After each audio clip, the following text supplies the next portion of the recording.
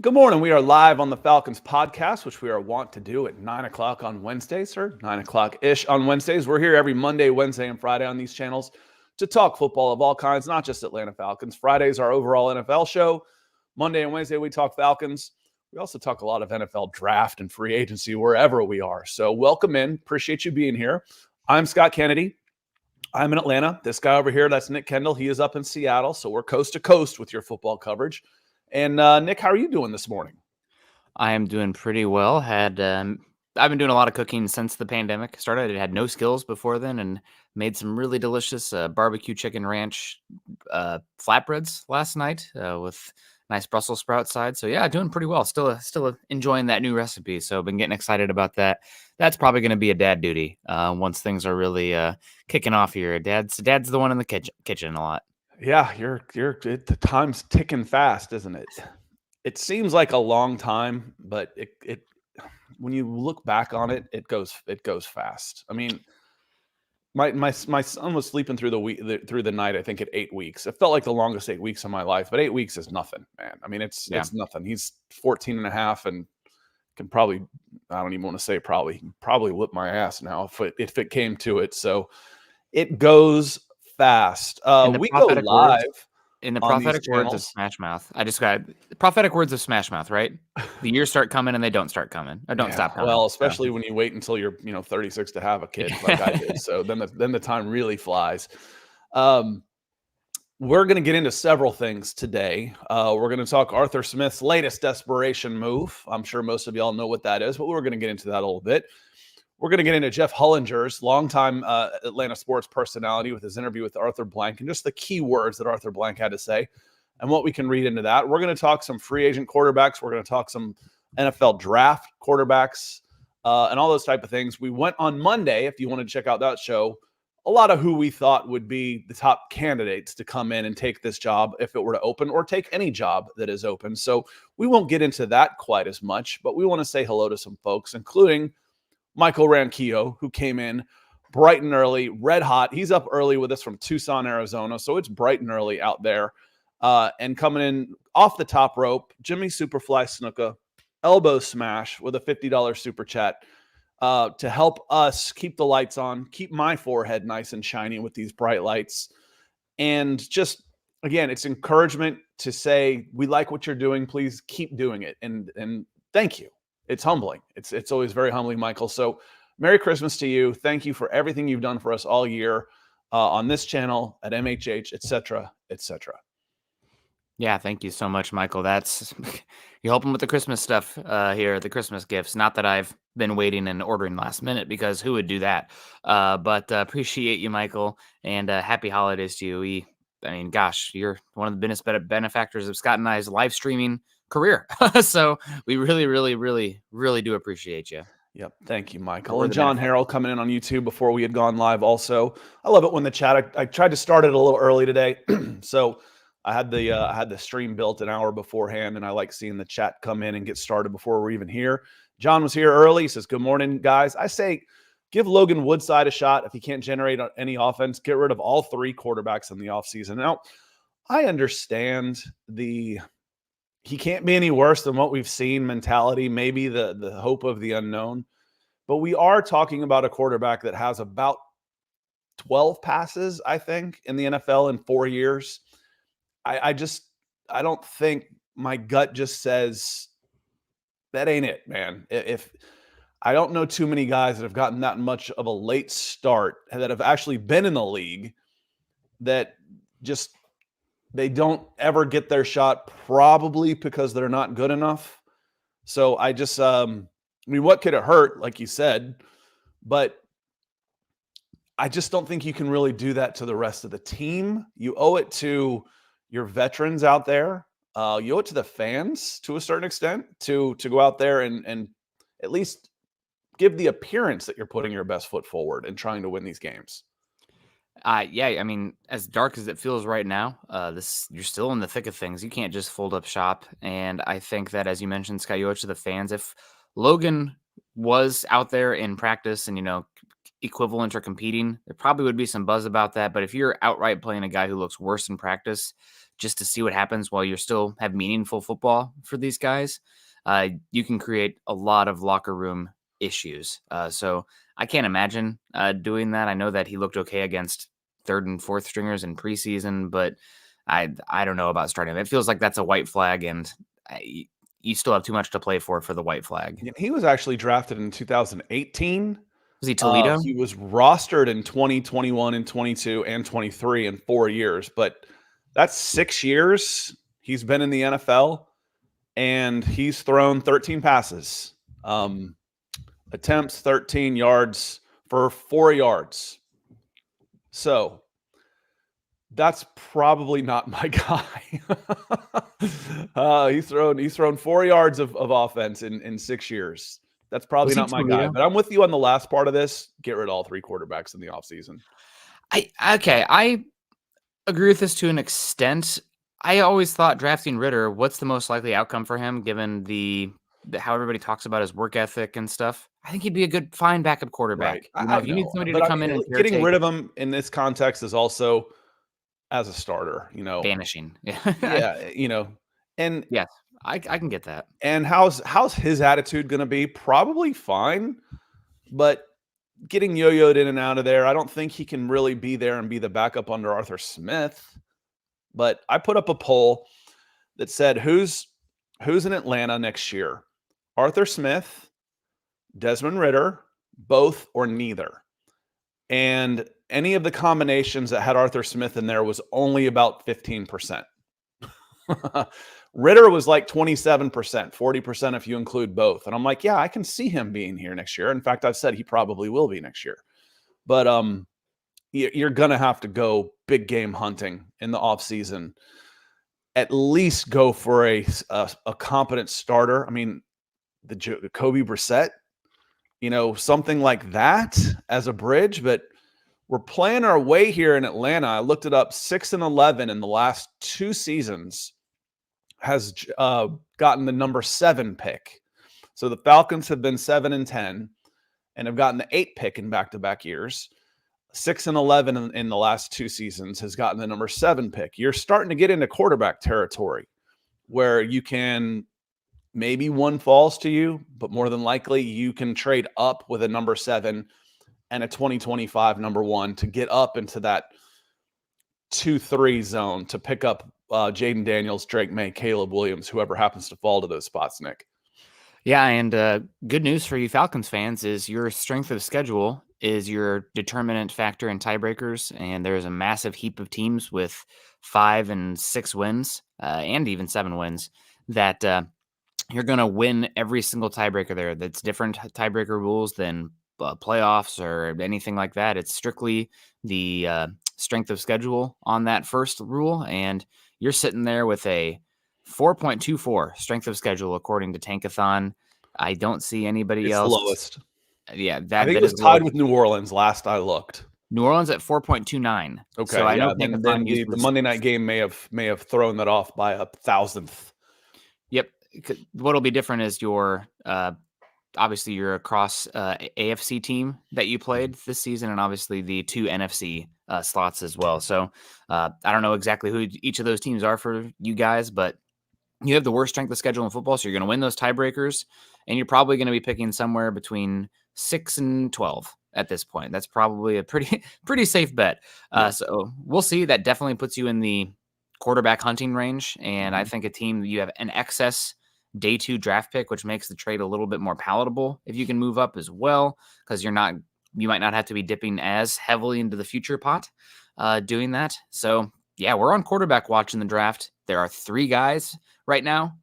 We'll see what the cost could be and who the other possible teams that might aggressively be looking for a guy. Right. That's the other thing, is you're not the only one out there. And the other teams that are looking for quarterbacks are probably bad teams also that have the ability to trade a 5 to 15 type of pick. Zach Powers saying good morning. Good morning. Offering a coffee. I'll drink to that. Red Swarm, good, wonderful Wednesday morning. Scott, Nick, and everyone in the chat. Let's talk about it. Yeah, let's talk about it. Our colleagues at Mile High Huddle, they call themselves the football priests. Let's get it off your chests. We're here to make you feel better. Sometimes I'm here to bring it back down to levity. Not this year. This year was one where we raised the expectations because we had higher expectations. The last 2 seasons, I was preaching patience. Not anymore. We were patient. This season's been a disaster. It has been nothing short of a disaster for the Atlanta Falcons. Corey Ellison, good to see you, Corey. Says, good morning, Falcons fan. Alberto Molina coming in. He says, good morning, Scott. Feel bad for Ritter. Arthur put him in this season knowing it was a high expectation year. Clearly, Ritter wasn't ready. Whose fault is that? Last year would have been a good time to start him 12 to 15 games. If this was the guy that you wanted, that last year was the time to do it. You waited till the final 4. I think he had two touchdowns, no interceptions, took care of the ball. And then this year as the starter, his taking care of the ball just vanished. What was considered the strength of last season, those last 4 games, that sample size, ended up being his biggest liability. That's on him. Again, am I willing to say write him off completely? No. I'm not. I'm not saying that he is a bad, terrible quarterback. I'm saying he has been playing badly. Can he become something down the line? Yeah, of course he could. And that's why with his contract, he's probably making $1 million as a 3rd round next year. That's peanuts next year. That he'd be worth, if his head is in the right place, it'd be worth having Desmond Ritter on the roster next year. Yeah, and I don't know about this. Desmond Ritter wasn't ready. I mean, he had a lot of starts in college. The whole offseason of him being the guy, it wasn't a competition. You're doing everything. Why don't you play him in the preseason? That's a bad decision. Again, whose fault is that, Nick? Arthur Smith. I'm just saying, I don't know about this. Clearly, Ritter wasn't ready because maybe he's never ready. I don't know. There's maybe I'm a little bit triggered right now because the Drew Lock stuff going on, but there are only so many reps and there are too many jobs on the line to dilly-dally and meander down. Well, let's give him another season. Let's keep kicking the can. It's not a perfect opportunity for him just yet. No, you only have so many shots in the NFL, especially when you're not a high pedigree quarterback. And if you don't take it and run with it, you're a forgotten man. Maybe somebody else can pick you up and you can change the narrative, but there's just too much on the line. There's too much emphasis to win now where you can't just consistently say, oh, maybe next year, maybe if we tweak this. You better take it and run with it. And he's done the exact opposite. So don't waste anyone's time with it. Yeah, it gives you a false sense of security as a fan. You're like, oh, okay, well, they're not going to play him in the preseason. They must really look good. Everything's hunky dory. Yep.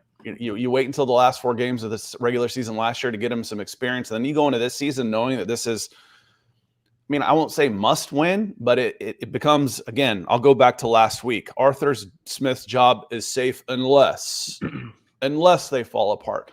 Well, no shinola. Everybody's job is safe until their season falls apart. That's just a weak statement.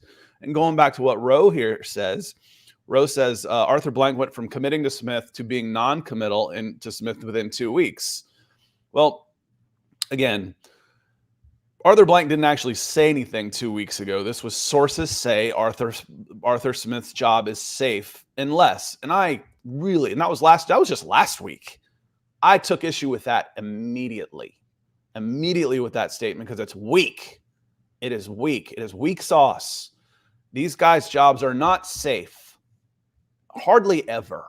Safe is I can go into these next 4 games and lose all 4 of them and have a job. Can I say that about Arthur Smith? I couldn't say that about Arthur Smith. I don't think you could either. This team goes 6-11. Let's find out how safe his job is. Go into Carolina and lose. We'll find out how safe his job is. And all of a sudden, Arthur Blank comes out and says, we're trying to win the next 3 games, and then we'll reevaluate. That's good news for Atlanta Falcons fans who want to see a coaching change. Yeah, we have Arthur Smith talking yesterday saying we're going to play these last 3 games. We play them to win, and we'll let the season play out and go from there. Obviously, this has not been That's Arthur Blank. Arthur Blank, excuse me. Too many Arthurs. I know. That was Arthur Blank. Arthur Blank, owner, says, obviously, this has not been the kind of year we expected. There has been rumors that Smith is safe. I just don't understand how that can even be possible, given the expenditures on this team this year. This wasn't a team that was, just kicking the can down the road and saying, hey, maybe we'll evaluate. You went for the playoffs this year. Obviously, you had the easiest schedule in football. And we've said it on here every single show over the last few weeks, Scott. The head coach's side of the ball and what's supposed to be his bread and butter is one of the most broken things on the offense. You've invested so much in the offense. I mean, especially in the weapons, first round pick after first round pick, and you're using them as decoys. I mean, what kind of over galaxy brain nonsense is going on? Figure out how to get your playmakers the ball in space and create explosive plays. So yeah, I don't know how Arthur Smith could be safe, but we kind of saw it a year too late with Dan Quinn. Maybe that's a possibility. One thing I'm really concerned about is you just see too often in the NFL, teams not really aligning the head coach to the quarterback. You kind of get this waffling where everything's a year off and you're constantly stuck in this weird cycle where the quarterback has to learn a new system or drafting a new quarterback under this head coach. He only gets 1 year, but it's too early for the quarterback to really know, especially an early pick. And it's just the timeline's always wrong. If you're hunting for a new quarterback in the draft, I think you better get a damn new coach too. I know he's an offensive coach. It hasn't been totally fair because the quarterback has been what it's been. But also, again, there's people jobs on the lines. You only have so many shots. Everything's pointing to not getting it done. I can't imagine. What young quarterback has he had success with? None. The answer is none. Yeah. He had success with Ryan Tannehill, who had a modicum of success with the Miami Dolphins, came over to Tennessee and had a couple really good years under Arthur Smith. But that was probably years 7 and 8 of Ryan Tannehill's career. And he already had 125 touchdown passes in the league. David Cromwell, good to see you, David. One of our Broncos friends coming in, cross-pollinating the Falcons channel here too. He says, Benjamin Albright thinks Arthur Smith is safe. Benjamin Albright's in Denver? Yes. Thereabouts or was? Is. This guy in Atlanta does not. This Scott Kennedy thinks Arthur Smith is not safe. Guy who covers the Atlanta Falcons, lives in Atlanta, has the pulse of them, and has watched Arthur Blank wait a year too long on several of his dismissals. I don't think Arthur Smith is safe. And going back down here to, let's see, who was it that just came in here and said, he goes, someone else said it, and I wanted to highlight you. I like highlighting the good comments in the chat. But he says that the interview said it all. I mean, you want to talk about milquetoast? Yeah, we'll see. Arthur Blank saying we're playing these next 3 games to win, then we'll evaluate at the end of the season. The decisions, if it hasn't been made, it's pretty darn close. I think that was speaking volumes. And if he's not gone, then there will be massive changes on the staff of the offensive staff. And there will be some validity to the discussion that Arthur Blank and Fred Smith are buddy-buddy. And the good old boy system is in play here because there's no reason. I asked Nick this on Monday. Are there any other franchises that you follow, you watch, where this isn't a foregone conclusion that he's already gone in year 3 with a disaster of a 2023 season? Because that's what this has been. I can't see a situation where that can be sold to the fan base, because it's not like you've had crazy amount of injuries or it's you hired the wrong defensive coordinator and the offense is top 10, but the defense couldn't stop the sun from hitting their eyes, like that kind of thing going on. No, the defense has been top 10 this year. I mean, honestly, top 12, top 10, they've been good. Few things here or there obviously can be improved upon, but it's the offensive side of the ball. It's the run game system. It's the quarterback you picked, and it's not all just the quarterback. I mean, it's the play design and getting the playmakers the ball, these highly invested top 10 draft picks. I mean, God, it's the situation here seems to me pretty obvious. We don't know what's going on in the locker room. We don't know how the players respect or like or interact with him. If I was Pitts or London or Bijan, I'd be pretty annoyed right now. You're hurting my pocket probably with what's going on here. But I don't know. I mean, I guess it could happen, but I can't imagine keeping him around with what's happening right now. If you win the final 3 games and get in the playoffs, that'll be a different world than the one we live right now, and we'll go then. But from where we sit today after losing that Panthers game and what it's looked like here in Atlanta, the easiest schedule, clear path, I don't see how that's a viable solution. And it's not just one game. It's the Cardinals game. It's the Vikings game with Josh Dobbs at home. It's the Washington Commanders game. Like I said, they've got 8 losses. Their 8 losses this year, the winning percentage of those 8 teams is .375. You're fired. Yeah. I don't need to know anything else, man. Yeah. I really don't. And you've beaten one winning team all season, and that was Houston. That was a good win. I said at the time that was a good win. It was a really good win. But that was bad. And Rusty came in here, was asking about Arthur Blank's interview. Yep, that was one of them. If we had seen it, and I agree, it was not even the dreaded vote of confidence. He didn't even get that, which I would have said, well, if he said that, oh yeah, I feel good about where we're at. If he had said something like that, I would have called that the dreaded vote of confidence. Let's wait a month and see what actually happens. Chris Walker, good morning, Scott and Nick, along with everyone else. Is it time for Rich McKay to go as well? Probably, but if Arthur Smith is the coach of this team next year, I will unequivocally say yes. I will say yes. It's time to clean house up above them too. I keep Terry Fontenot. I think overall they've done a really good job of setting up this roster. Salary cap wise, they've got like $500,000 in dead cap on the books next year. They'll have a little bit more because they'll make some changes with guys like Taylor Heineke. If they cut him, they have to eat a little dead cap. But they had like $102 million of injured, non-playing money on the books last year. It was like 50% of their roster. Does anybody in here think that it's a major talent problem that is holding this team back? Now, I'm not ready to say that they're loaded up there with the Eagles, the 49ers, Cowboys, Bills, et cetera, but against this schedule, after 14 games, 11-3, a mediocre team is 11-3. An average team in the NFL is 11-3 against the schedule. I mean, it's hard to win the NFL, Scott. That might be a little extreme in my opinion, but like look a 5 what the games loss. you've lost, though. And, yeah. And look who they've lost them to. They've had leads in several of these games. You don't lose to the Panthers. You don't lose to the Commanders. You don't lose to the Cardinals. There's a 3-game swap right there that makes it 9-5. I think, yeah. And I'm not far away. No. 3 is extreme, though. I mean, you're talking the number 1 seed in the NFC with 3 or close to it. So I know the schedule's easy. Yes, but with the schedule, yes, I am. It's still the NFL, right? It's a week-to-week league. It's hard at the end of the day. This isn't the SEC or something where the talent disparity between Georgia and everybody else is crazy. Or all right, lost to the Lions, lost to the Jags. I'll give it to you. Lost to the Commanders. I will not. Lost to the Titans with Will Levis making his first start. I will not. Minnesota Vikings coming home and starting Jaron Hall for his first start ever, who lasts a quarter, and playing a journeyman who just got off the MARTA train and walked into the bends in the first quarter and wins that game. I will not. The Cardinals, I will not. The Buccaneers, okay, you split with the Buccaneers. Okay, I'll give you that one for the third. And the Panthers, I will not. That's 11-3.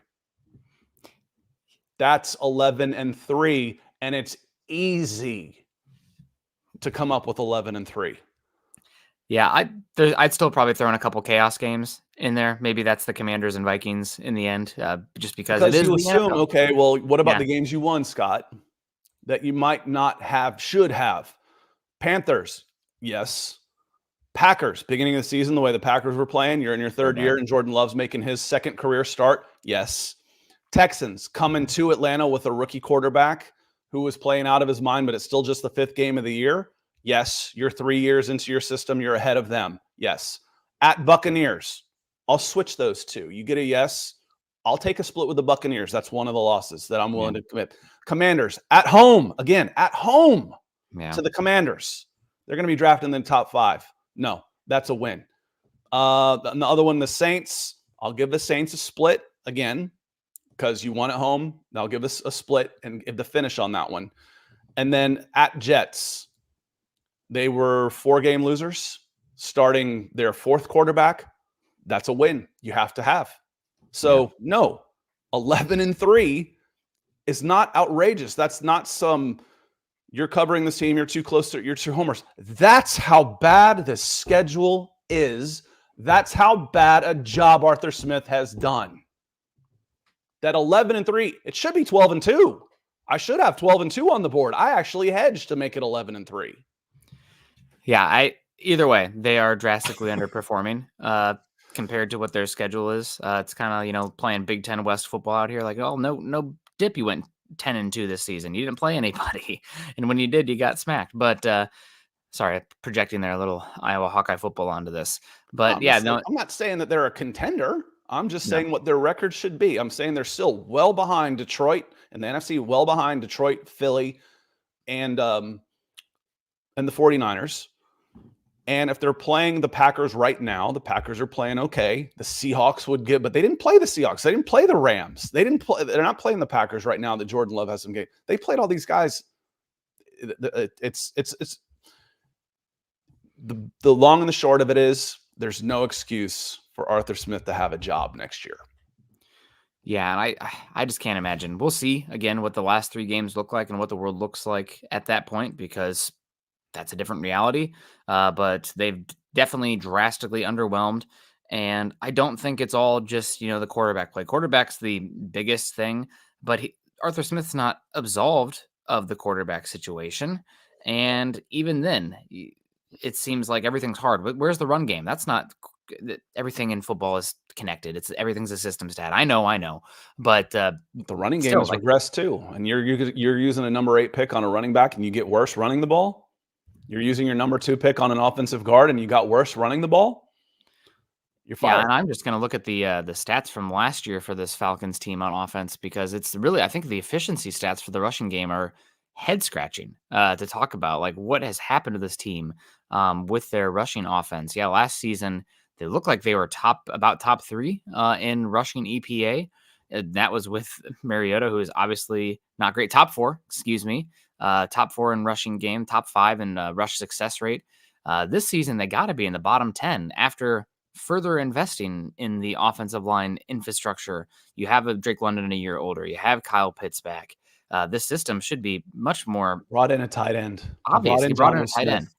You're sitting there with the 26th EPA per rush offense this year after being 4th last year. And you're talking about with a running back, 27th in success rate. I mean, what the heck is going on? Y'all hear that real nice and clear. Shout for those of you in the back. The Falcons offense in 2022 went from the 4th most effective running game in the NFL to the 27th most effective running game in the NFL. What's Arthur Smith? What does he want to do? What's the identity of this game? Of his teams? Smash mouth, move the ball, control the clock. You have failed. You have failed this team, said the Green Arrow. Yeah, Scott clears his throat you there. Have failed this city. Charlie Beagle says, how mad are Falcons fans about losing to the Panthers? Honestly, I don't know. I think some were. It's a strange question, Charlie. It's an interesting question, nuanced question. I think some Falcons fans are actually relieved / happy because they see where this team is going and they don't want to put a Band-Aid on a bullet wound. This loss to the Panthers was the shout around 285 that change has to happen around the whole city, and then some, and then it'll reverberate out into the burbs. Change has to happen. What is going to make the Falcons angry is if Arthur Blank does not fire Arthur Smith. Then you're going to see angry Falcons fans. Yeah, it's definitely frustrating for sure. I don't remember what Panthers player it was, but after the game, they asked, like, how does it feel to beat a rival? And he's like, we're both going on vacation at the end of the season anyway. Even though the Falcons are still in it, I guess the Panthers are Panthers player is calling a shot that this Falcons team will be left out in the cold.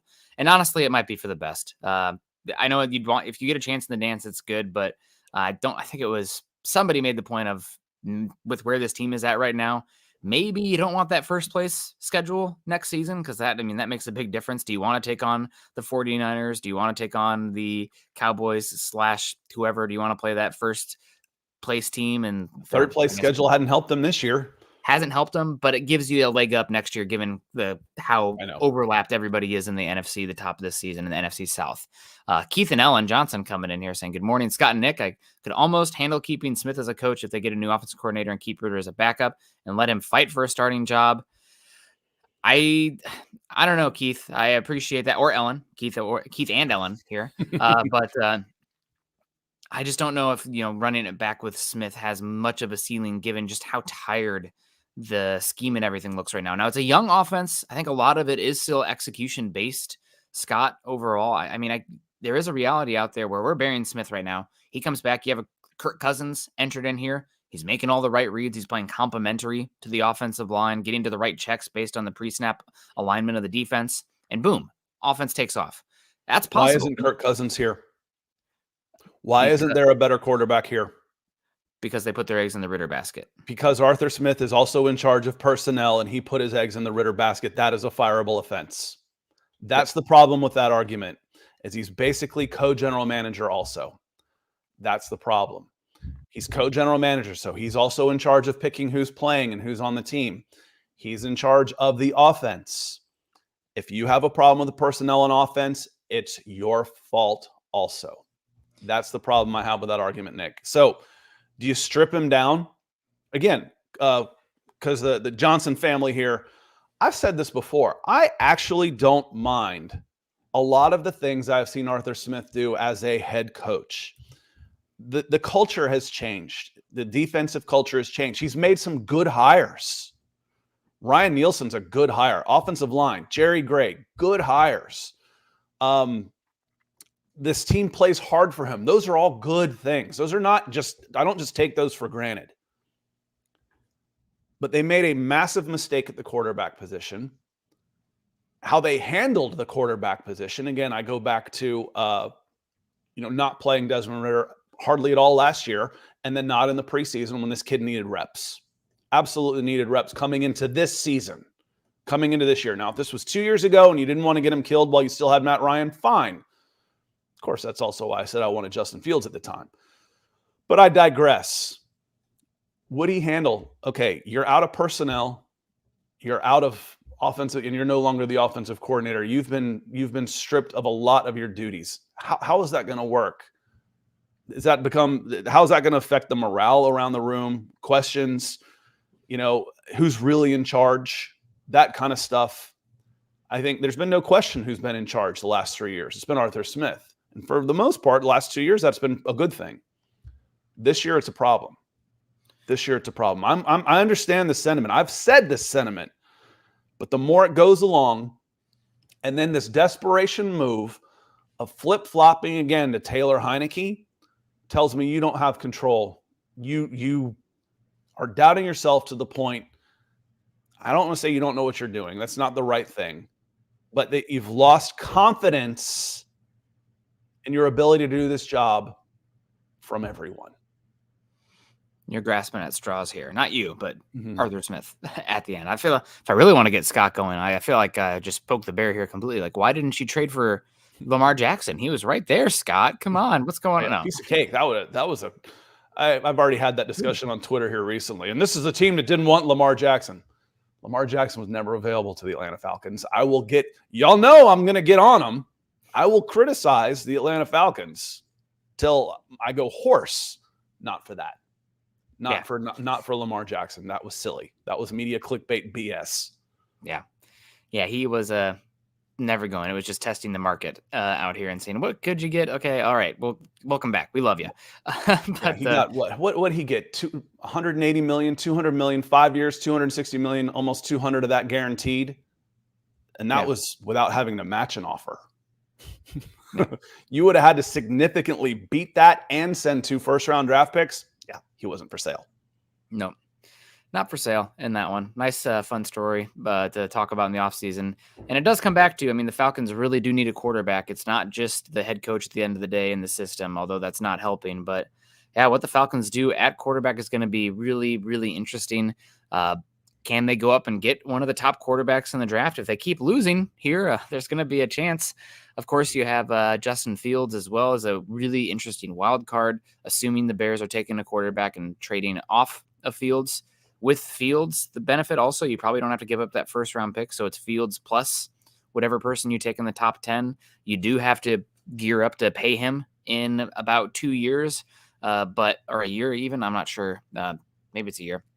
But that is certainly going to be interesting to follow. Do you have any, obviously we're still in the fledgling stages of the offseason evaluation, but do you have anybody that you are most interested in making a move for right now? Anybody that stands out to you? Yeah, real quick, I want to get to this. I want to add in some people into this conversation based on some things I see, and I want to say thank you to the Johnson family for the stars on that one. Thank you. Because Zach says Tannehill, that feels too probable. No, for me on Tannehill. Tannehill hasn't had a productive season since Arthur Smith left, and that's how Arthur Smith got the job. His play has gone downhill since then, and I'm not saying it was because of Arthur Smith, but he's going to be 36 next year. No. We could have given Joe Flacco a shot, possibly, talking about the bridge quarterbacks. Dirk Lawrence saying, good morning, Roll Tide, go Blues, and Falcons suck. I'm with you on at least two of those three. No, I'll be rooting for Alabama. Dirk, I think you remember I went to Auburn, but I grew up in Atlanta. I was a pro sports fan. I'm not in that whole Auburn-Alabama thing that way. That rivalry is unhealthy. Dave's in here. He says, good morning. I want to see the Falcons retain the defensive staff, O-line, and running backs coach. Talked about that a little bit. Calder, he says, is there any chance Cam Newton can come and play? And there is another one in here that I want to say that Rusty also came in and talking about Jacoby Brissett. Are we going to keep signing bums forever, trade up, draft a quarterback, and play him? And going back to your question, let's circle that back around with any guys that you're looking at. Yeah, the problem, Rusty, is there's other teams looking for quarterbacks. You can't just go get one. So it becomes, does one fall in your lap in the draft? Because right now it would be Caleb Williams, Jaden Daniels, or Drake May for me in the draft. Those are the guys. And then after that, it's some developmental guys. Maybe I get a day two guy, and you hit gold on that. That's fine. But then you start looking at free agents and available trades, and you start looking, okay, is Kyler Murray going to be available? Is Justin Fields going to be available? You look at free agents, Kirk Cousins. Where's Kirk Cousins' best spot going right now that you would have to compete with? Let's say he's healthy because he was playing great. Where do you think his best fit is in 2024? Minnesota, the Minnesota Vikings. I absolutely 100% agree with you. The Minnesota Vikings. Scratch him off the table. So ESPN has an article out today on ESPN Plus about the free agent quarterbacks and where they could possibly go. You know who the next best free agent quarterback is on their list? Baker Mayfield. Okay. After that, Gardner Minshew. Okay. So when we talk about, these guys, like, okay, Jacoby Brissett, that bum, well, this is what you're talking about, available quarterbacks. Well, trade up and go get him. Well, okay. Well, what if someone breaks the bank? Okay. If I'm sitting at 7 or 6, 6 and 11 got the 7th pick the last 2 years. Okay. The Falcons drafted 8th at 7 and 10. 6 and 11 got the number 7 pick the last 2 years. If you're sitting at 7, that probably won't get you one of the first 3 quarterbacks. You're going to have to move up. What are you willing to give up to beat someone else that's going to trade up and get into one of those spots? Because it will cost you at least your 7, your 2025 number 1, and change. Maybe another 2nd round, maybe another 3rd round pick that you get from the Jaguars. Okay. Will that be enough to even move up? And are you willing to spend more than that? Probably. To get one of those 3 guys, I probably am. I'm probably willing to go all in to get my quarterback in this class. The question becomes, are any of the picks going to be available for trade at the top? Because there is a possibility where you are just simply squeezed out because there are enough teams hungry for quarterback that, I mean, the real wild card here is Arizona with their pick. Are you going to offer them a package that is worth more to them than likely Marvin Harrison Jr.? That's to be determined. And also the wild card of Justin Fields. Will the Bears stick with him? I can't imagine doing that. I mean, he's been fine, but there's still a lot of negative plays. And at this point, he's probably not going to end up a top 5 perennial quarterback in the league. From what we've seen, he can be good, no doubt, a franchise quarterback. But resetting the quarterback contract, is Fields a $150 million guaranteed contract guy in 2 years, or would you rather wait, get yourself another shot 4 or 5 years? I know it's a kind of a mystery box option, but you're also you have another draft pick, you're getting picks back for Fields, and that cost control reset is really enticing. So I don't know. We'll see what happens, but there is a possibility, Scott, that the Cardinals don't want to trade down. The Bears are taking a quarterback at 1. So what does that mean? That means that you probably are in the Justin Fields market more than Kyler anything Murray else. market. That means the next best available young quarterbacks are Kyler Murray and Justin Fields. If And Kyler all of Murray's you that available. want to say, all of you that we got almost 200 people watching right now live. Thank you. Love it. Yeah, appreciate you. There are a lot of people that have seen those teams fail in those players fail in poor situations and say, I don't want those bumps.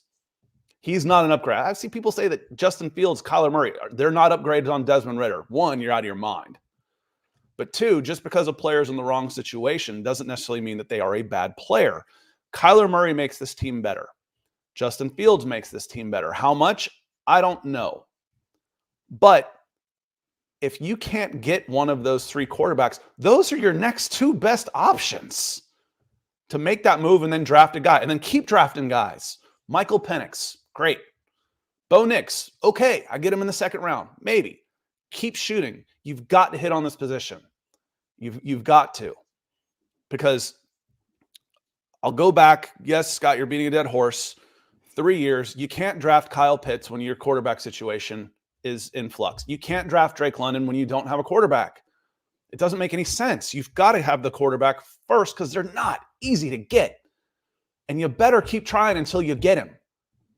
You take a guy like that for the Falcons through their history, as bad as they've been, have been okay at the quarterback position for a long, long time. There's been spells like this one where you're in between and you see how bad it is. Matt Ryan was a good quarterback. Michael Vick was a good quarterback. Chris Chandler was a good quarterback.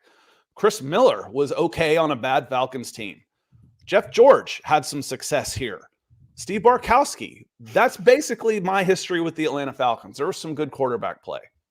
This isn't good quarterback play, and you can see what it can do for you. And, you watch one play, and Greg, Custom Kicks, good to see you. Thanks for the super chat, my friend. He says, let nothing distract you from the fact that Desmond Ridder overlooked a wide-open Drake London and attempted to throw into a triple-covered Falcon. And what's funny on that play, Greg, that interception, you're not sure who he's throwing it to because he basically threw it between Kyle Pitts and Drake London, and who were in the exact same spot at the same time with another guy right behind them, drawing 5 defensive backs to cover 3 guys in an area the size of a phone booth, while all 5 offensive linemen and Bijan Robinson are over on the other side of the field on the opposite hash mark running misdirection. There's so much wrong with that play. From the design, from Kyle Pitts half-assing it coming out of his stance, turning and, oh God, he about ran into Drake London there as he's jogging through. To you see Desmond Ridder break contain and make that guy miss. Dude, that's a touchdown. 99 times out of 100, when a quarterback makes that play, there's usually somebody wide open that they hit on that. Instead, it's an interception and the game turned. It was a microcosm, Greg, of this team, of this Falcons team. That play summed up this team in one play. Desmond Ridder turning the ball over, Kyle Pitts half-assing his route, 3 guys in the same place. Meanwhile, the 4th highest paid offensive line and the number 8 overall draft pick are over there tying their shoes on the opposite hash mark. It's bad. There's a lot of bad. That play right there encapsulated the Atlanta Falcons 2023. Can't have it. Yeah, just dumb. Stupid decision, bad design, red zone. You have a chance to put the game away, and just silliness. Yeah, it's not good. Keith Robbins comes in and says, well, fellas, why do we go through this every damn year? Because you believe, right? It's keep the faith. Also because as frustrating as this season has been, there are positives still. And I would argue that overall, you have good bones. Not to be, house flipping on this team with the Falcons, but, the infrastructure on the offensive line, the weaponry in place, some of the pieces on the defense, although you could still use some work at the defensive line from a long-term perspective. But this team has good bones. There is reason to be optimistic long-term. It's what makes, Scott and myself so frustrated right now is that you can see the talent on paper, the investment they've made. And with the easy schedule and whatnot, they're making critical errors over and over again. And it's frustrating because we know they have the potential. If this was a team that was like the Panthers or like one of the the New England Patriots right now, it's like, yeah, it's frustrating, but like, what are you going to do? You just don't have the dudes. You're outmatched, outgunned, whatever you want to say. Not in theory with this Falcons team. You have guys here. You're not getting it done. So that's what makes it all the more frustrating. Michael asks, would Desmond Ridder fit in the Sean Payton offense if he was the head coach of Desmond Ridder? He'd be better. And the design of the plays would be better to open things up more, for sure. Where your backs, you'd probably run some more two-back sets, and you would find ways to use Bijan Robinson and Tyler Algier and Cordero Patterson more in the short passing game.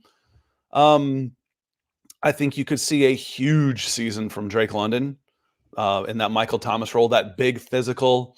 We're going to play a lot of short passing game and get one-on-one matchups on the outside, and Drake's going to beat these guys. Drake's a good player. Drake is a really good player. Yeah, I mean, Desmond Ridder would be much better playing for Sean Payton. I don't think that's a hot take.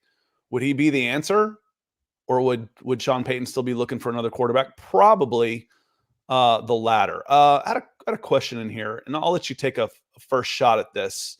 Let me see here. What is this? But it basically said, Scott, you're a scout. How do guys miss on the Jake Brownings and Brock Purdy's of the world? Why do those guys succeed? And while I'm letting Nick answer that, I'll find it so I can make sure I bring that up for you, because that's a good question. Football is a hard game to evaluate, and everybody's in a different system. And when you move things around, it's especially the college game, it's just not very translatable, because who you're playing, how you're playing, who's around you can vary so much. I would argue that Browning didn't slip through unnoticed. I think he's still riding a wave of, we don't really know what the Bengals are doing with him just yet. Like let's say the Bengals traded Burrow and started Browning this season, the numbers would not be what they are right now. They just wouldn't. There'd be some regression. There's limited arm talent, but he's a smart quarterback. And honestly, I'm as impressed with his intelligence and future as a coach somewhere. That's honestly what he was going to do before getting a call to join the Bengals last season. And also the Taylor/Callahan offense, the complete flip of what they're doing emphasis wise from Burrow to Browning has been impressive to see in season. Purdy, a guy like Purdy, I think it's somewhat the NFL is overly in love with physical traits because they are measurables. And these two quarterbacks are two that didn't have those physical measurable gifts. So they slipped through the cracks. Now it's hard because there are way more quarterbacks who lack the gifts that freaking suck and don't make the league at all versus, the ones that do. So you're hedging your bets there, but there are always going to be guys who slip through the cracks, especially possible at teams like quarterback. But you have to understand also that while there's Purdy and Browning slipping through the cracks and going through unnoticed, what is the N? It's still the hit rate for quarterbacks. If you're drafted in the top 10 is much better than outside the top 10 is much better than day 2 is much better than day 3. So the NFL still is pretty good at evaluating guys based on the overall hit rate and the haves and have-nots at quarterback, but there'll always be some dudes who, for one reason or another, fall and then hit in the league. And Charlie, I'll back up what Nick is saying on this. Football is a bigger, faster, stronger game. It's not a skill game the way baseball is, the way basketball is, the way soccer is. There's skill, don't get me wrong, there's skill involved and there are techniques involved, but those are much more trainable than a guy to hit a 93 mile an hour slider. That's a God's gift. So bigger, faster, stronger wins this. That said, the hardest position, the position that relies the least amount on physical traits, so it becomes the hardest to measure objectively, is the quarterback position. But as Nick said, you're still looking at traits. So I think of it like this, like as a pitcher, Charlie. If I've got a guy that's throwing 102 miles an hour, he's going to be fast-tracked the whole way through. And he could struggle. He has struggle with his command, but he's going to get a scholarship. He's going to get drafted high. He's going to get every benefit of the doubt with that 102 mile an hour fastball. Meanwhile, there's a guy that's throwing 88, and all he's doing is getting guys out. And he has to go to a junior college, and he has to go to a Division II school, and he gets drafted in the 22nd round. And his road might be a little bit longer to get there, but if he's successful because he's a good pitcher, even though he doesn't have that fireball arm, he will make it and he will succeed.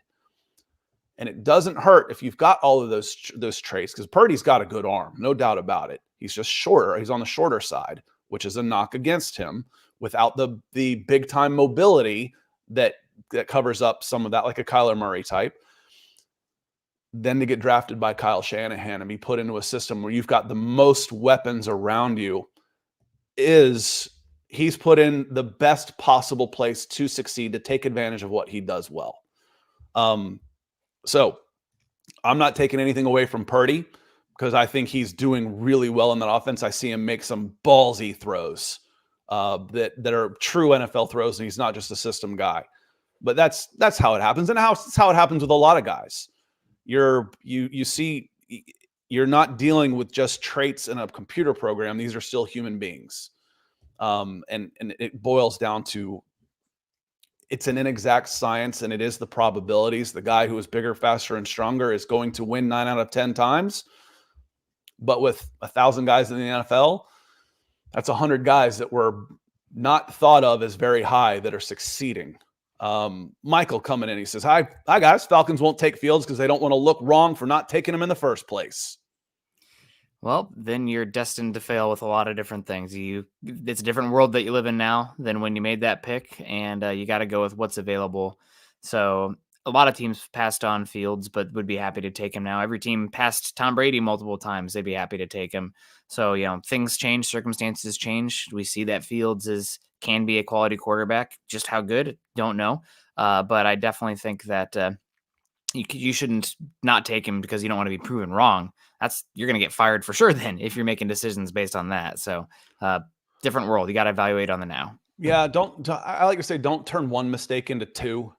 We've done that with baseball, building baseball teams at the youth level, but this is, actual legitimate. This is big time. This matters. And I wonder, whose decision was it? Arthur Smith and Terry Fontenot say they do everything together. Well, you don't always agree. Nick and I do everything together, and we would disagree. So whose ultimate decision was it? Was it Fontenot that said, I don't want this guy at all? And because he's still going to be here next year. Arthur Smith might not be. And if I can get him for a second round pick versus the number 4 overall, okay. Well, I didn't like him that. Jeff Schultz, former AJC, is now at the Athletic, put a quote out on Twix yesterday saying, sources tell me that they just weren't that high on Justin Fields at the time. He was never going to be taken at that spot at number 4. Okay. Well, that was 3 years ago. Things change, and you won't have to use a number 4 pick to get him now, if you decide that if he becomes available and you want to go that route. So it doesn't mean you necessarily can't, but I understand your thoughts here. Eddie, good to see you. He's coming in with some stars for us on Facebook. Certainly appreciate that. Thank you so much. There was a question here. I don't think I hit it on Cam Newton. It came in on Facebook. What about Cam Newton? What's the drawback of having him just come in and play? Cam has basically said, because my friend texted me this yesterday. He's like, Cam Newton would be better than any of these guys. He would be. But Cam Newton has said, and I'm paraphrasing here, I'm not coming back unless they pay me a truckload. I'm rich. I'm good. I'm sitting out. It's going to be at least 8 figures for me to come in. Is someone going to come in and give Cam Newton $12 to $15 million to come be a quarterback right now? No. And it's not worth it to him. I don't blame him. Dude, he put in his time. He's got his money. Enjoy it. If they want him to come back, they're going to have to pay him. So I don't think that's going to happen. Yeah, I can't see it, especially at this point in the season. It's probably not going to make much of a difference. And he wasn't great at the end anyway. I mean, the shoulder stuff, maybe he would be better than Ritter, but it's the implementing him into the offense that seems pretty unlikely. That's one of those things that, you have the bye week, maybe you take a shot then, but I can't see it at this point. Keith, he asked a couple questions on quarterbacks you would prefer over on Facebook. He says, Drew Lock or Davis Mills? Go ahead on that one. It depends what you're looking for. If you're looking for a little bit more guns a-blazing high variance, you probably go with Drew Lock. If you're looking for a little bit more steady Eddie, making the field reads and whatnot and running the offense, you're probably going for Davis Mills. Mills is a little bit younger. I think he's probably a little bit more consistent, but Lock's got a little bit more chutzpah to him, if you would. So it depends on preference. If you think that turnovers are death, you probably don't want to go with Davis Mills. If you are saying we can live with some negatives because we are hunting explosives, big game hunting, then you probably go with Drew Lock. Yeah, I think for the Atlanta Falcons, I would much rather go with Davis Mills. If I was rebuilding and needed some excitement, and had a young wide receiver core out there. But I think the Falcons team is set up to win. They really are. That's why Falcons fans are so disappointed right now, is because of this schedule, of this roster, of these offensive weapons, and the offense goes out there and lays an egg. I would rather have a distributor of the ball, and Drew Lock's a playmaker, kind of a turnover machine. Can he grow out of that? Sure. But I think a little bit of Drew Lock of being a higher ceiling Desmond Ridder. There's a lot of similar characteristics there. Drew Lock's just got a bigger arm. Yeah. And then he also asked, there was another one in here. Would you have Zach Wilson or Mac Jones? That's an easy one for me. I'll probably, God, they both are stinky, right? I think,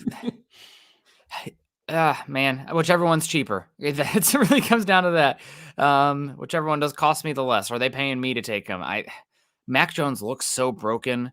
We actually have seen flashes of him being competent before, but like more recently, Zach Wilson has looked better than Mac Jones. Don't make me answer. I think that's, I don't know. I'll answer. That's easy for me. It's Mac Jones. It's Mac Jones. Mac Jones has been, if I take all of their games and lay them out, I've got 10 decent games from Mac Jones to every one of Zach Wilson. I'll take Mac Jones. I would much rather have Mac Jones. Get him a fresh start. Sit him for a year if need be. But I would take Mac Jones over Zach Wilson every day of the week and probably 3 times on Sundays. Yeah. Yeah, I guess. I think we've seen a little bit better from Zach Wilson this season. There have been some good games, but it's frustrating as well. So I don't blame you one bit. I'd rather not answer. Keith Robbins says, well, fellas, why do we go through this every damn year? There was a constant in there. You could say Rich McKay and Arthur Blank are the constant, but the golden age of Falcons football began under owner Arthur Blank. They've had 6 or 7 straight losing seasons. That was the 1980s for me. And they were like 4-12 losing seasons. The constant for me on this one is Thomas Dimitroff. Now, I don't want to put it all on his feet, but Thomas Dimitroff made some really bad mistakes towards the end of his tenure, trying to give it just one more go and mortgaging the future on a team that wasn't capable of winning now. So not only did they not win now, he also bankrupt the future, which is where Terry Fontenot and Arthur Smith came in 21 and 2022. And we're basically just trying to survive with 50% of your available resources and salary cap. Terry Fontenot has helped and Arthur Smith has helped rebuild the culture on this and headed in the right direction. I still feel that as a franchise, they're in a much better position right now. I don't care if the record says it or not. I can look at this team up and down the roster and say, this team is in a much better shape than they were. And financially, the potential than where they were when they took over. So the fact that they're not is why we're talking so much about change, Keith. And thank you for the stars and the support. And this team is still flexible enough in a multitude of directions that doesn't have to be their final form by any means. You're going to have, as it stands right now, 4 top 100 picks in the upcoming draft, which is very nice, including whatever your first round pick ends up being. And you still have a lot of cap flexibility. Now, some of that's going to probably get eaten up here. AJ Terrell is going to need to get paid. But overall, I mean, who else really? I mean, there's not a lot of big contract guys that I can think of that are going to be hitting that second contract. That's really the huge moneymaker. You still got cost control with London. You already locked up. Lindstrom is locked up fine. You're not having to pay a quarterback right now. Defensive line, not a lot of young guys that are like, oh yeah, we have to pay him and retain him. So you already paid Bates, of course. So you have a lot of cap and draft pick flexibility. So there is plenty of reason to be optimistic. Also, looking around the NFC South, I mean, who's going to take over? I mean, Tampa Bay looks feisty, but it is Baker Mayfield capped in the end, and a lot of the offensive infrastructure there is older. The Panthers, God, Lord knows what's going to happen with them and Bryce Young. They look just dreadful. I know you got beat by them, but broader sample size. Yeah, that doesn't mean the Panthers look like they're in a position to turn things around right away. Yeah, and the Saints are paying Derek Carr a bunch of money. The credit card's going to come due at some point. I don't think They're about Allen. $90 million over the cap for next year already.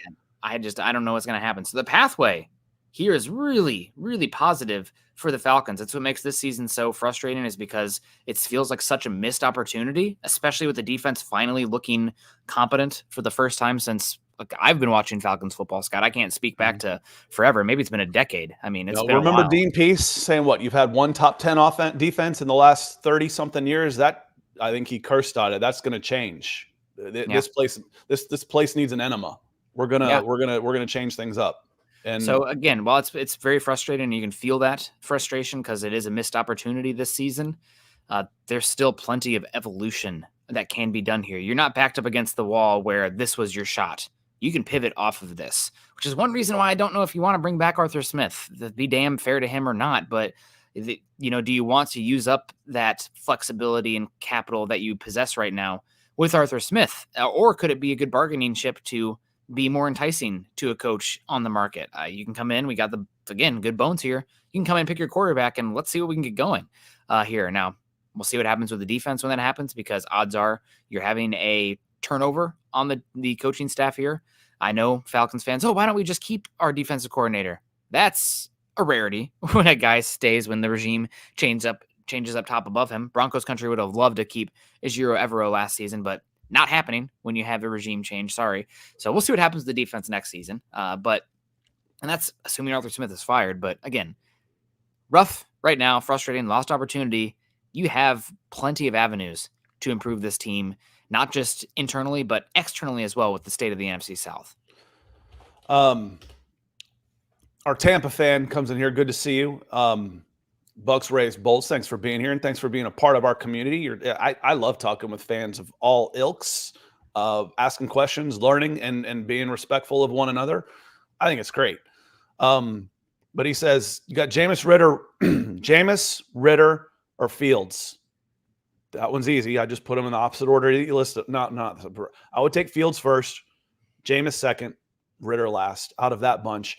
And he had another comment about the he's asking which battle you'd prefer. Ritter's the common denominator. I'd rather have Fields. Yeah. Fields would be my first choice of that bunch in here. Jameis would be a decent bridge quarterback. He would have been a better option than Marcus Mariota. But he's still a stopgap until you get your guy. That guy just wasn't ready to be Desmond Ridder under this regime. And you also mentioned that Baker Mayfield being a free agent, the Bucs could franchise him. I don't see that happening. That'd be a $40 million investment. I don't think Baker Mayfield's going to get $40 million on the open market. He's going to get a much bigger payday, and he's earned one. But I think he's looking 10 to 15, somewhere in there on a multi-year deal, possibly. What did Derek Carr get paid? 150. The quarterback market's wonky. I don't know what's going to happen with him, but he's looked competent. And, if you're competent at quarterback as a starter, you're going to get money. I mean, he's been better than Russell Wilson this season. I think that I think he's going to be looking for a Derek Carr-esque contract. What did he get guaranteed? But that was a bad contract, man. It was, but it was paid. And it was 4 years. It was 4 years, $100 million guaranteed. So that was 25 and change per. I think you're probably talking about 20 to 25 is what he's going to be looking for. Well, yeah, I was about half on Daniel Jones too. What I said I thought he would be worth, and he signed double that. Michael, I see you coming. We're going to get out of here soon. Michael's going to close us out. I wanted to. This is a great question from Keith Brugman. Scott, scouting. Are the Falcons better at college or pro personnel scouting, or where could they use the most improvement? I think their pro personnel scouting has been fantastic, honestly. Mm-hmm. If you take a look at what they had to scrap together the last 2 years to put a team on the field that was competitive to win 7 games, they were doing it with cast-offs from the Tennessee Titans and the Chicago Bears, and then signing competent cast-off free agents, Eric Harris to do a job, Daron Harmon to do a job. Who's the guy they got from the Raiders, the corner that played pretty well until he got hurt? He was doing a good job. But then on the interior defensive line, the Abdullah Andersons of the world, and now you've got LaCale London coming in and doing a job. The guys that they brought in on the offensive line who have had to sub in have done really good. So I think they're pro personnel. And then let's turn to this year. They've hit on just about every free agent they've signed. Now, a lot of that's familiarity when you're bringing in guys from the Saints who played for the Saints. But is it worth spending all of this money on Jesse Bates? Pro scouting. Yes, it's been worth every friggin' penny. Does Calais Campbell still have enough in the tank? Yes. Does David Onyemata, is he worth what you want to pay him? Yes. Can Caden Ellis take that next step from a fairly small sample size in New Orleans to becoming a positive player, every down player on that side of the ball? Yes. Can Jeff Okudah, is he worth a pick swap and bringing in as a redemption project? Yes. The pro personnel has been really good. The college scouting has gotten, and it's definitely more volatile, and it's harder to project from one level to the next. But that's where some of your bigger misses have come. Richie Grant, especially in that first draft, Richie Grant, Jalen Mayfield, just bad. I will always question taking Pitts when you took him. I will question taking Bijan Robinson when you took him. But I don't think the evaluation was wrong on that. That was more about team strategy, Nick. Yeah. Yeah, I mean, he's talented. You can still see it out there. So we'll see how it plays out. And I don't know if you ever answered my true question, though, Scott. Out of all the quarterbacks that are feasibly available, do you have any that are standing out to you as a guy? I know we're still in the fledgling process of review, and you'll get some eyes on guys down there. I'm curious, Scott. I think probably in the end, Jaden Daniels pulls out. Jaden Daniels is my answer. He's going to be your answer. I think he's going to pull out of Mobile in the end. You take him over. You're not including Drake May / I don't think he's going to. I don't think they're going to be available. So you think, okay. Yeah, I think 1 and 2 is going to be off the table. You might be able to get to 3. And there's a possibility that 3 is one of Williams / May. I'd be fine with any one of those 3. I think what becomes the most viable option for the Atlanta Falcons will be Jaden Daniels. That's where I want to go. I want a significant early round investment in a quarterback of the future. Understandable. That's where I'm going. After that, Kirk Cousins makes the most sense going back to Minnesota, and he's coming off an injury and he's old. You're going to have to make that investment again. So if I get a bridge guy, I want to use a day 2 pick on a Michael Penix, a Bo Nix, somewhere down the line. Is JJ McCarthy, is he available? Does he slip into the second round? I want a first or second round pick and a quarterback this year for the Atlanta Falcons. It's going to be weird. And we talked about it. Carl and I talked about it last night on Building the Broncos, though. But that day 2 quarterback range is going to change a lot given how NIL and the extra COVID year is going to change the market of those day 2 and day 3 quarterbacks. Guys are going to be staying longer and longer, I think, because they can make more money starting at a Power 5 school than being a day 3 pick and hopefully, boosting their stock in the same process. So I'm curious to see what that middle class of quarterback prospects look like this season and going forward with that massive variable change in all of that. But I'm with you, Jaden. I'm curious to see how the quarterbacks play out. I think there is a possibility that Daniels even jumps a Drake May in the end. It's going to come down to quarterback preference. I mean, even the year when Trevor Lawrence came out, teams changed board to board of who their number 1 quarterback was. Some teams had Zach Wilson over Trevor Lawrence. As laughable as that sounds right now, they did. It's a pretty good authority on that one. So it will be a league by or a team by team basis on that. So we'll see who's possible. And J Map says if we get Jaden Daniels, I see you. Yeah, Jaden Daniels is because Jay said about Justin Fields, but I would be excited to see Justin Fields play for the Atlanta Falcons. With the offensive infrastructure and a defense they've got around him. I'd be really excited to see that, but I'd prefer Jaden Daniels. I'd prefer a fresh start. Yeah, and I know we're at an hour here, but it's fun just to talk about the hypotheticals here. Let's say you do bring in Justin Fields.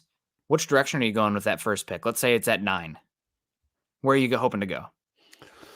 I'd hope the edge was still there.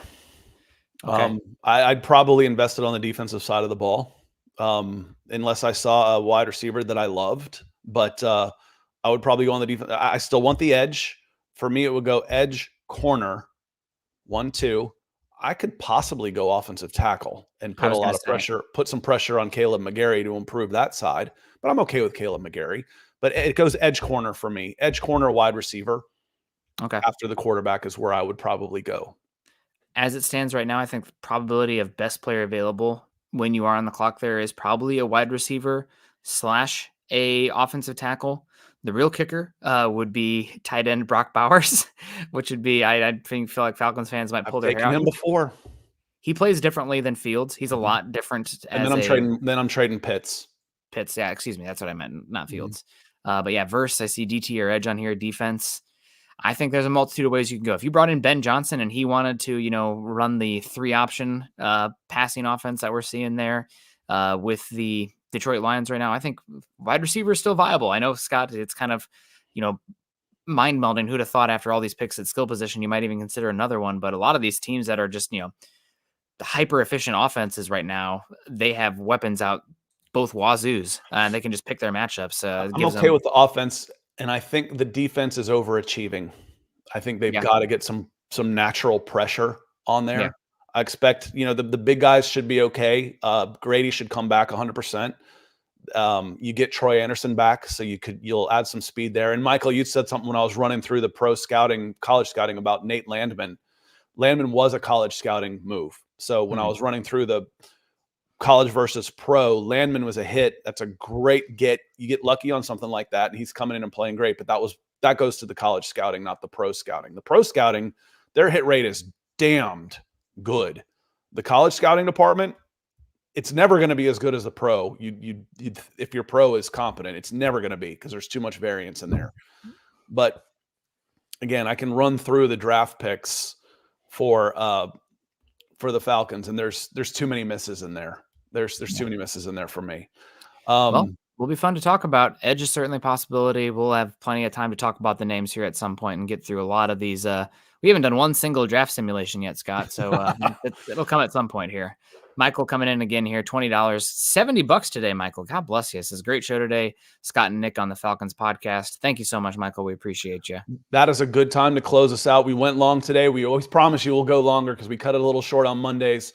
And, we always think we try and go an hour, but this conversation's been awesome. The viewership has been steady. We appreciate you being here. Chris Walker asks a question, do we get a safety to replace Grant? Yes, they'll be in the safety market, just probably not that high. That would be a day 2, day 3 thing where you're bringing some guys in and hoping that DeMarco Helms also keeps moving up. But yes, I think it's time to, I'm not going to say pull the plug, but it's time to draft some competition for that spot that was handed to Richie Grant at the beginning of the season, because he hasn't done enough to hold on to it. So I'm absolutely on that one.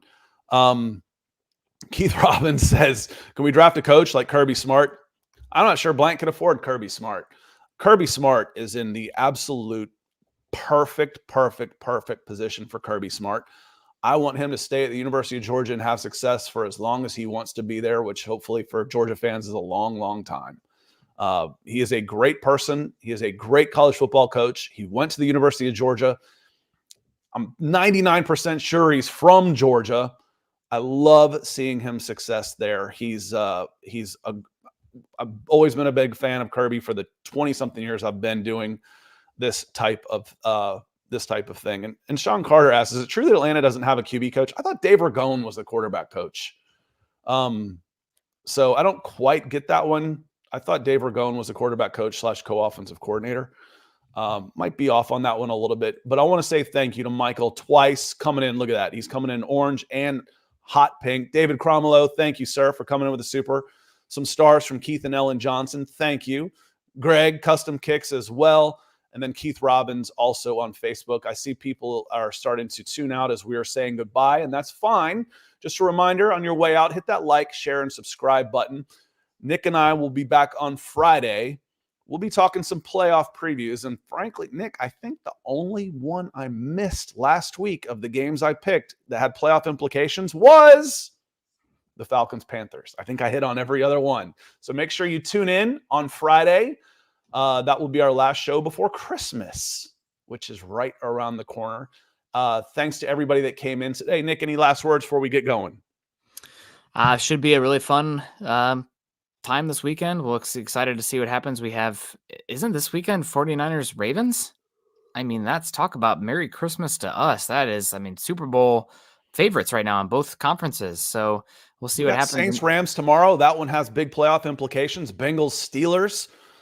The Steelers might be cooked. Bills Chargers. Bills are on a tear. Colts at Falcons. We'll talk a little bit of that one. The Seahawks are back in the playoff race. Lions Vikings also has huge playoff implications for the Vikes. You got the Commanders Jets to see who wants to get a higher draft pick. Packers desperately need a win against the Panthers, and they're in Carolina. They'll show just how bad the Falcons were. Browns Texans is a huge game. Jaguars Buccaneers is a big game. Yeah. Cowboys Dolphins is a big game. Raiders Chiefs, maybe. Yeah. Eagles need to get back on the winning, and then a Monday Night Football on ABC, ESPN Plus, Ravens 49ers. So we'll get into all of those on Friday.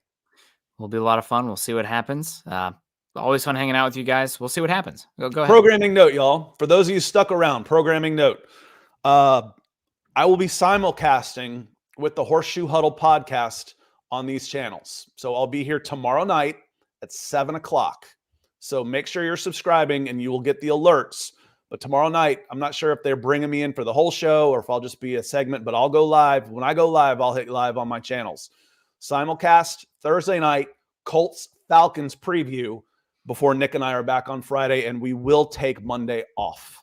So the Falcons podcast will be on Tuesday morning, not Monday morning, because we want everybody to enjoy as much of a Merry Christmas as you can with your friends and family. Yeah, thank you for that. Last Christmas with just the two of us with my wife and I, so that'll be fun. Appreciate everyone. If we don't see you again, happy holidays. Have a good one. Don't drink and drive. And also, you're not alone. My Twitter is not on here. I thought typically it is, but that suicide hotline's there. You can reach out to me on Twitter as well. Say, hey, I just need somebody to chat with here real quick. I mean, not alone. Everything's going to be okay. And I appreciate you guys. Have a safe, happy holidays, and always choose kindness and compassion. Absolutely. Thanks for being here, everybody. Thanks for all the support. We're having a blast doing this, and the show is growing because of people like you, some of our OGs and some of our new Gs in here. So thank you so much. We will see y'all tomorrow night, 7 o'clock. Falcons Colts preview before we come back on Monday. Y'all have a heck of a hump day.